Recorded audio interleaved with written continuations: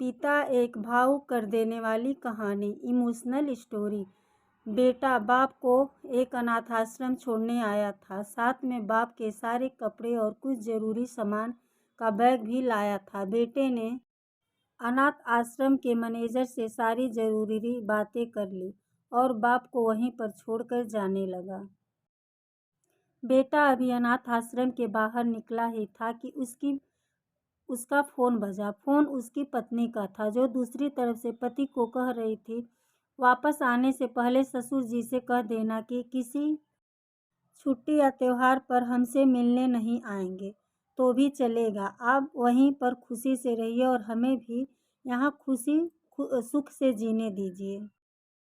Phone रखकर बेटा वापस अनाथ आश्रम में जाता है। बेटे की नज़र अपने बूढ़े पिता पर पड़ती है, जो अनाथ आश्रम के मैनेजर से हंसकर बातें कर रहे थे और काफ़ी खुश भी लग रहे थे। बेटा सोच में पड़ जाता है कि उसका पिता अनाथ आश्रम के मैनेजर को कैसे जानता है।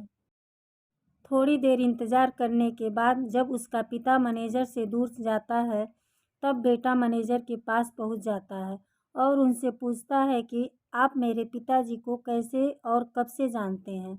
मैनेजर बेटे को बताता है, मैं तुम्हारे पिता को कई सालों पहले तब से जानता हूँ जब वह अनाथ आश्रम में एक अनाथ बच्चे को गोद लेने आए थे। दोस्तों, कुछ समझ में आया? अब आप ही बताइए, सच में अनाथ कौन था? वह बेटा जो अपने बाप द्वारा बिना उसे बताए किए गए इतने बड़े उपहार के बदले में उनके आखिरी समय में इस तरह ठोकर मार रहा था, या वह पिता जिसने एक अनाथ बच्चे को निस्वार्थ भाव से इतना प्यार दिया जितना खुद के बच्चों को दिया जाता है।